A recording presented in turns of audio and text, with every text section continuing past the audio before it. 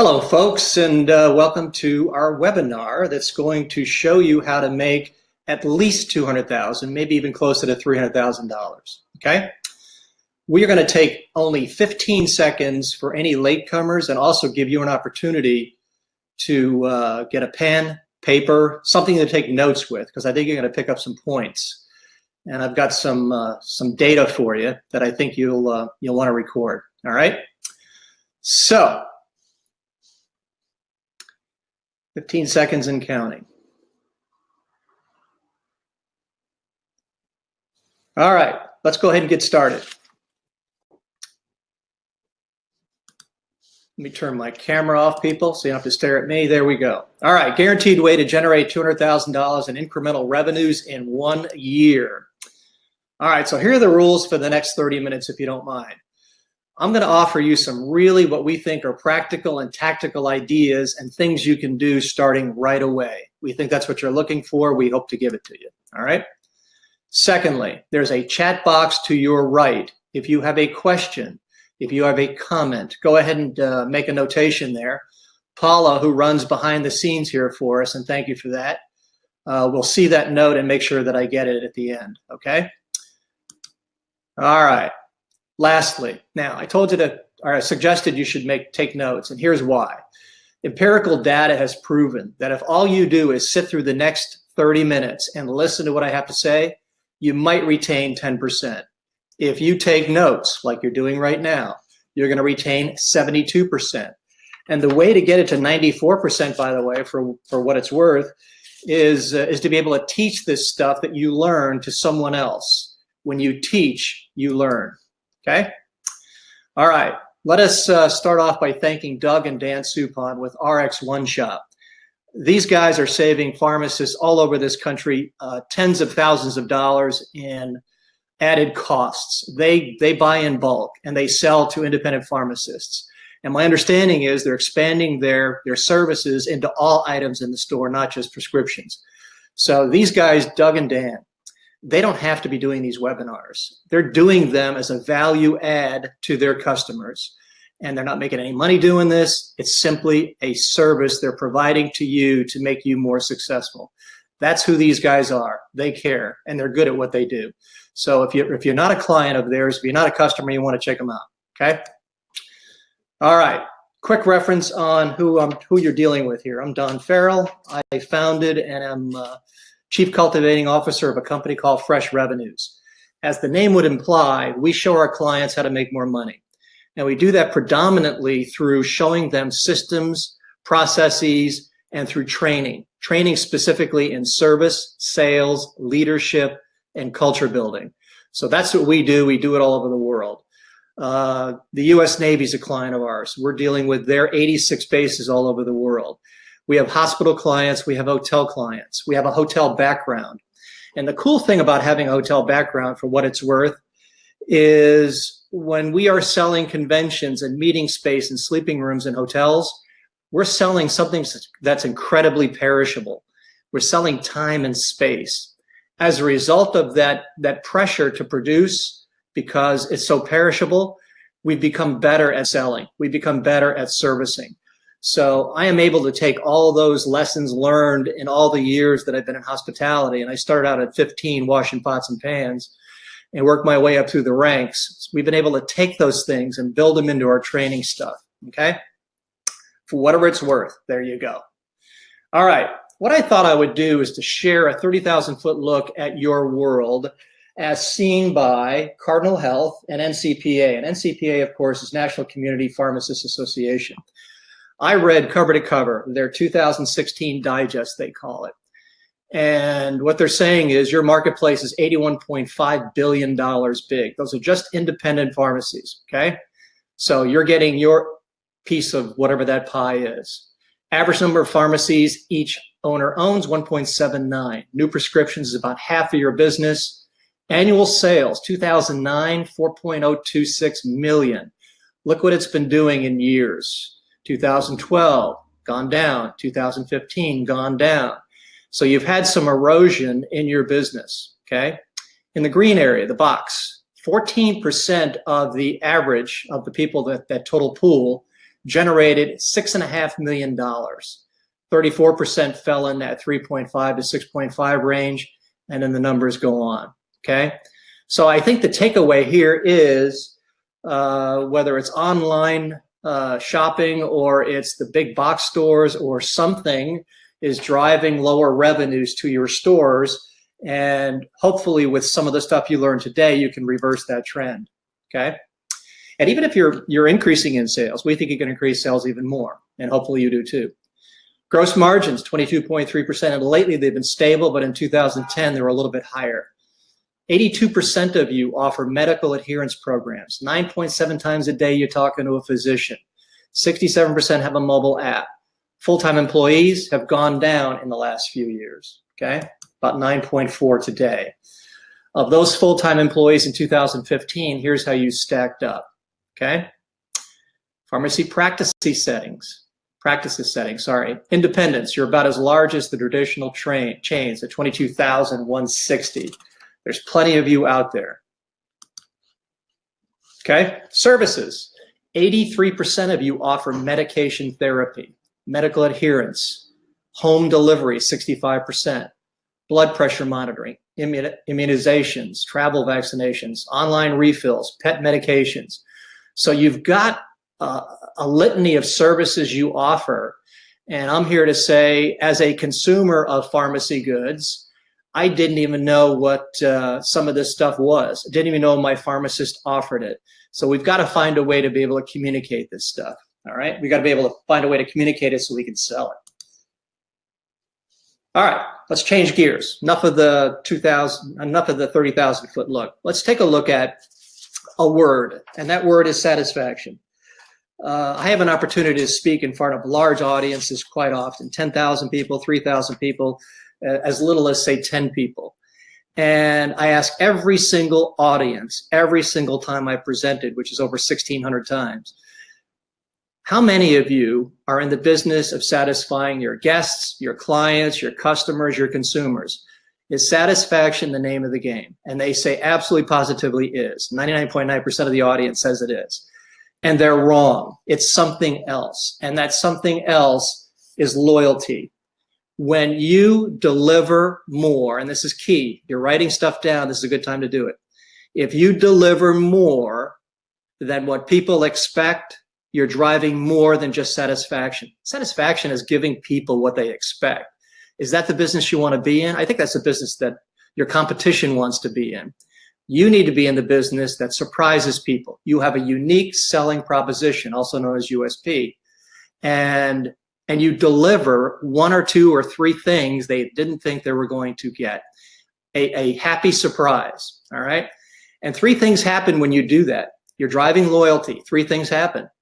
They will only use you regardless of where they live in proximity to you. Secondly, they tell their friends and family. That helps you in your marketing budget. None of you has enough money in marketing. This is your best form of marketing. And then lastly, they're much more forgiving. So let's just say I live on the west side of town, you're on the east side of town. I'm willing to travel all the way to your store because I really like you guys. And I get to my store, I get to your store. This is maybe my third trip in. And all of a sudden I've got a 15-minute wait because you guys are so backed up in your prescriptions. These loyal consumers are much more forgiving because they know that's not who you typically are.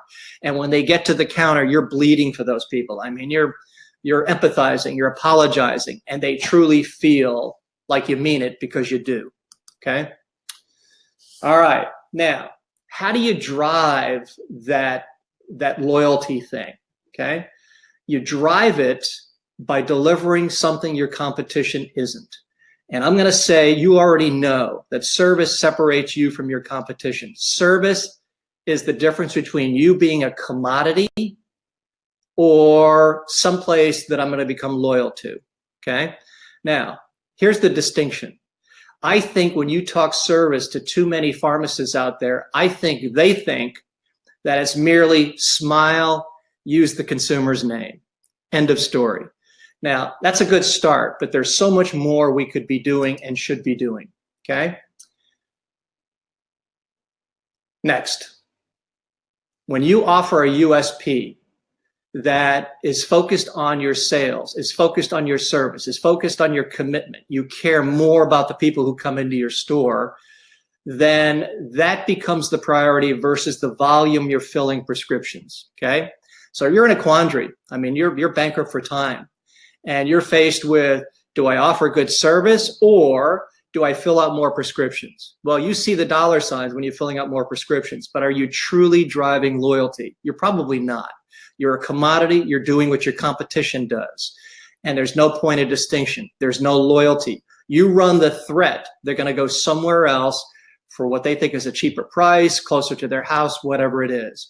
So I don't think that you have to choose between filling more prescriptions and offering better service. They need to be synonymous with one another. And we're going to give you a couple things you can do tactically to drive that service, to drive that message, okay?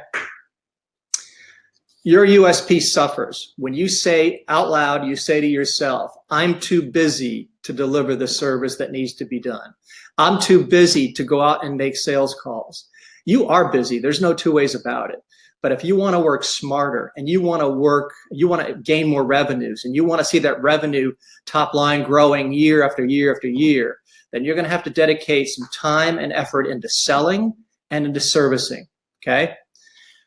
John Maxwell, I've quoted him here, is a famous author. In fact, he's an ordained minister, has written 72 books on leadership. And he has a quote in one of his books. He has a lot of great quotes, but I particularly like this one. People don't care how much you know until they know how much you care, okay?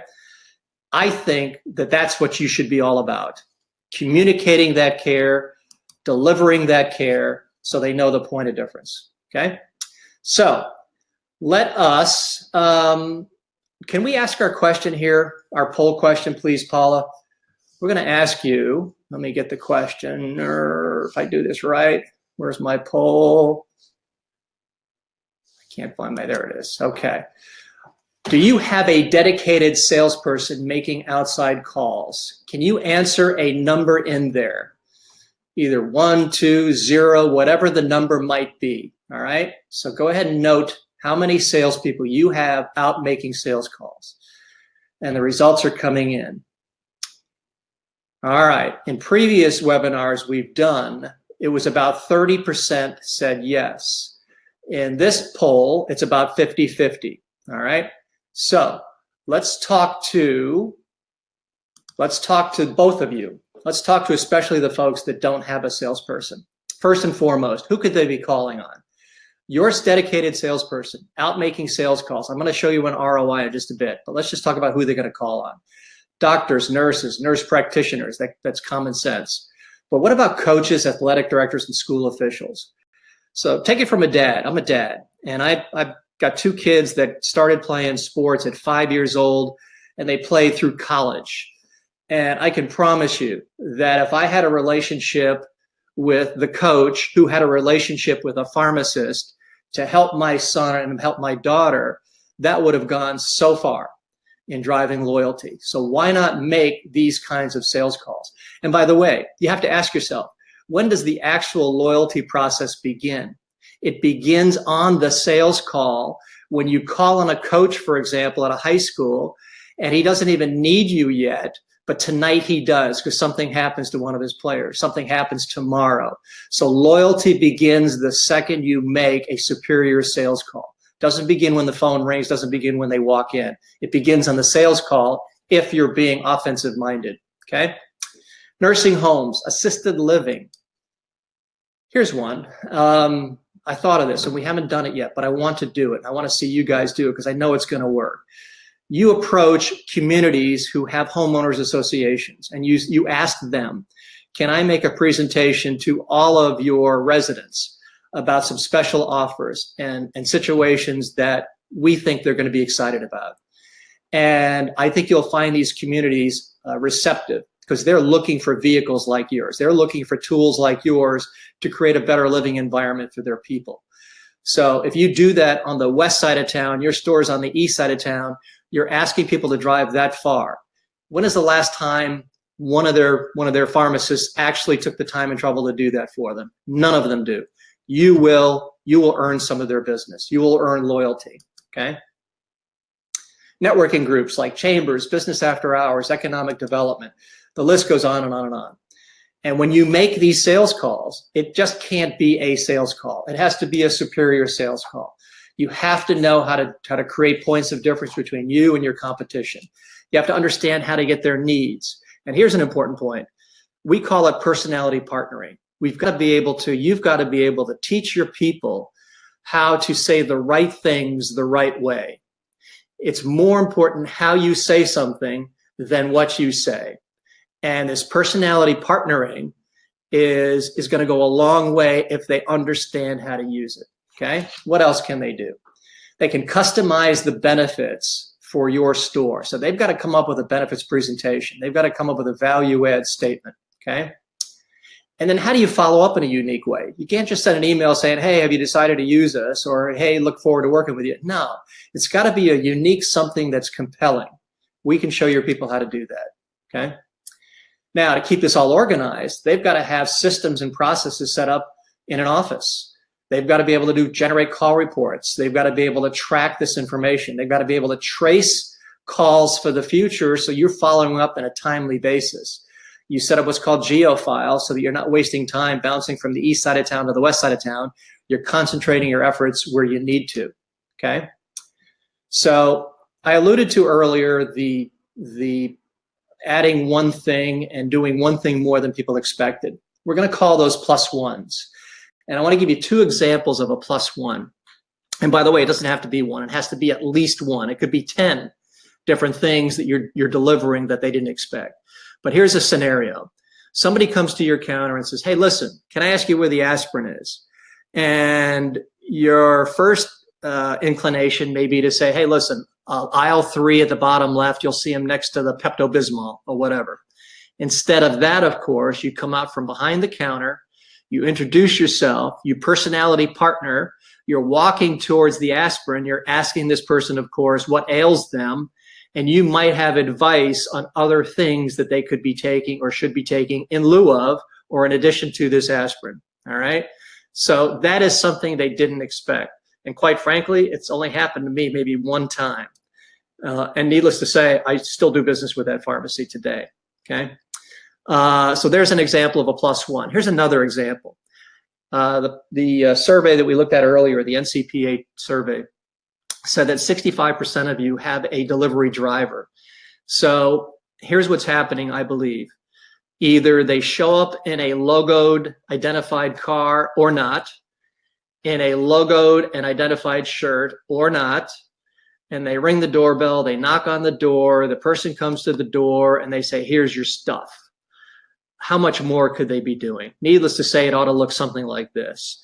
The person opens the door, they greet them, they tell them who they are, they tell them where they're coming from, they tell them what they brought to make sure they brought the right stuff and didn't forget anything.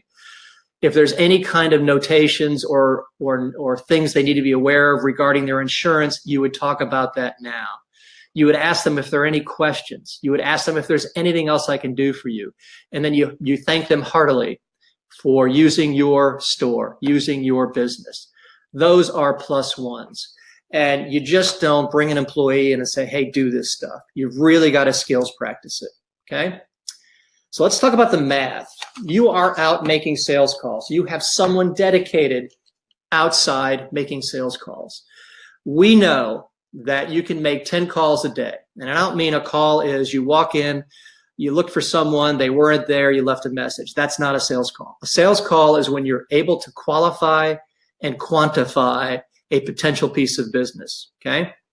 So we know for a fact you can make 10 of those a day. Let's just say, for the sake of an argument, your person doesn't. They only make 5 calls a day, 200 days a year. That gives you 61 days off for holidays and everything else. That rounds up to about 1,000 sales calls in a year. Stop right there. When is the last time you could total the number of calls made on potential clients, potential customers, and it added up to 1,000? You can do that over the course of a year, okay? And what happens when you make these 1,000 sales calls? Let's just say 500 have business for you. So only half result in any kind of a sale. And that sale is ringing up an average price of $50, not the $56.37 that NCPA said. We're going to stay conservative, $50, okay? And you do this 12 times a year. Someone is coming into your store 12 times a year of these 500 that you've called on that are sending you business at an average ticket price of $50. That's $300,000 in incremental revenue. I guaranteed you 200,000. I fibbed.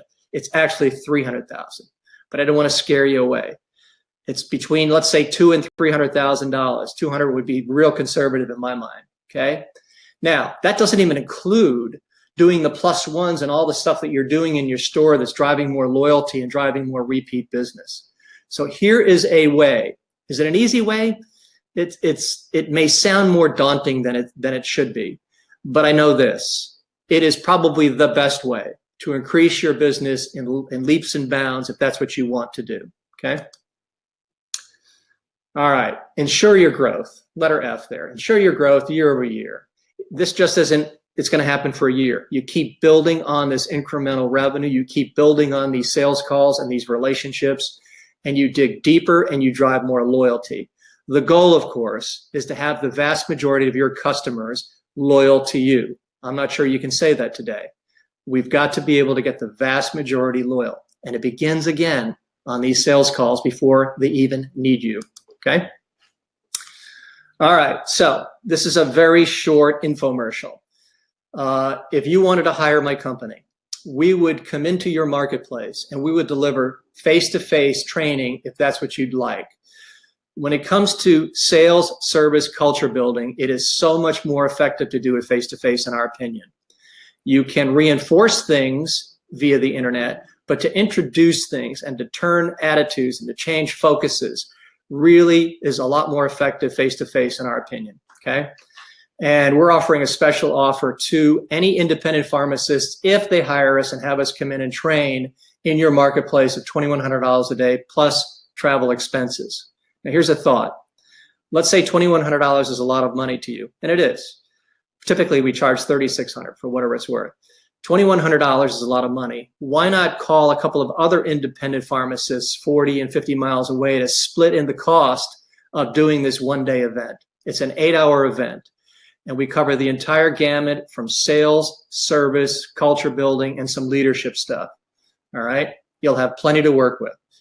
If you don't want to spend the $2,100 and you'd rather do the webinar, we can do a 2-hour session, and the fee on that is $1,200. Okay? It'll take longer, in our opinion, to make that work, but it will work. All right. So I am the fourth of 4 webinars that have been delivered to you over the last few weeks. Dan and Doug, again, sponsored these through the goodness of their hearts, through the goodness of trying to drive loyalty. And I wanted to call attention to who these 4 are. The first one, of course, is the one we just heard. The second one was delivered by Eric, social media marketing. And the third one was employee assessments by Tony DeRico. Hiring the right people. I mean, how do you know who to hire? Tony has processes and systems that can show you how to hire the right person. And then Meredith does an outstanding job of teaching emotional intelligence and soft skills training that builds a better culture. She has incredibly comprehensive training stuff. And if you wanted to see any of those presentations, there are the links for you to tap into those and see these 30-minute sessions. I can promise you that if you look at these at your convenience, you're going to learn something. You're going to make some more money. You're going to save money. You're going to make better choices in hiring the right people. Okay? All right. Now, let's say you're so intrigued that you want to see us live. Here's an opportunity. It's the first one we're doing, to be honest with you.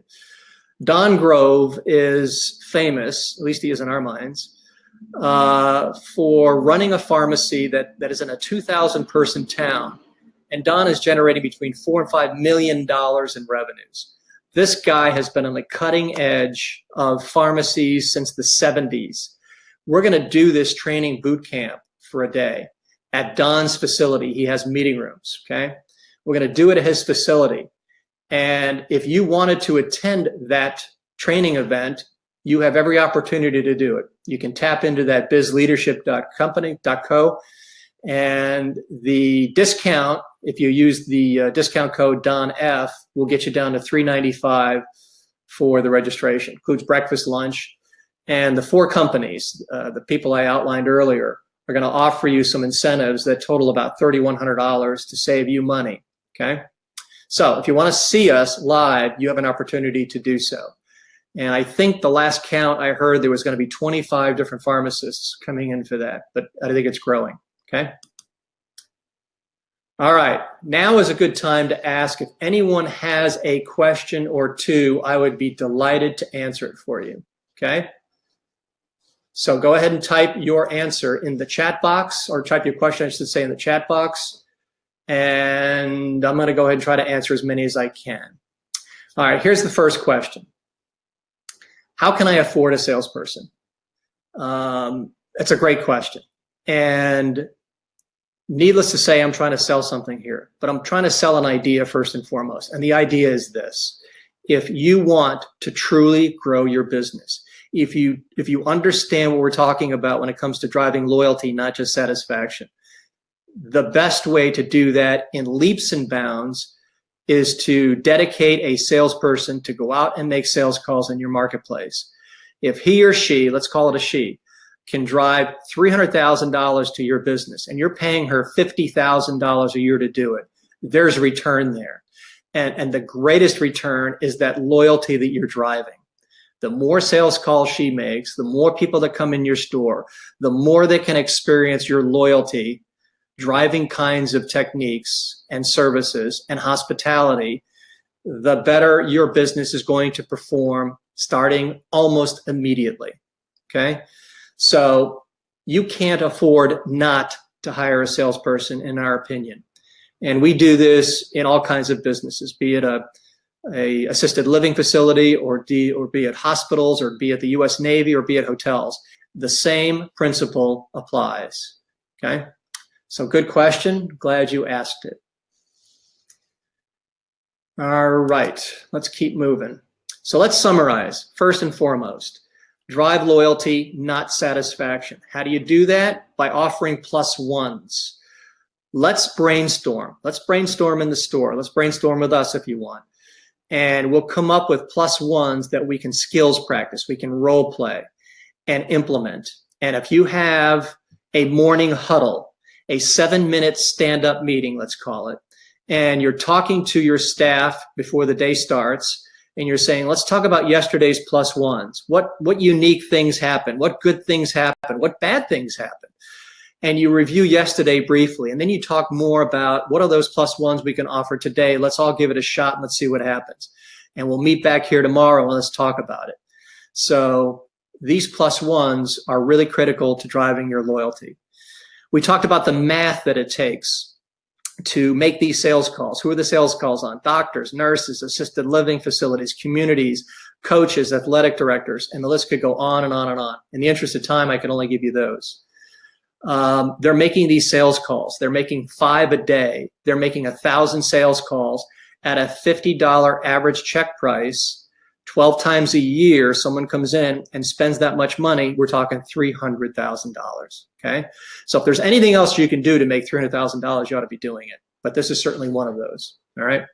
If you would like help, I would be delighted if our company could help you. Feel free to, I'm going to give you some information here in just a bit. Feel free to contact us and we'd be delighted to talk to you about it. But before I do that, I really wanted to thank you for your time and your courtesy and the ability to be able to talk to you guys directly. Again, thanks Doug and Dan Supon from RX One Shop. Thank you, Paula, who works the curtain behind the scenes, who makes all of this work. And hope you got something out of it, folks. If you want to take a notation, that 731 number is my cell phone. You can call my cell phone anytime, any day, and we can talk about your business in particular, okay? So there you have it. Thank you very much for attending. I'm going to try to put my camera back on so I can bid you adieu and wish you well. Thank you so much.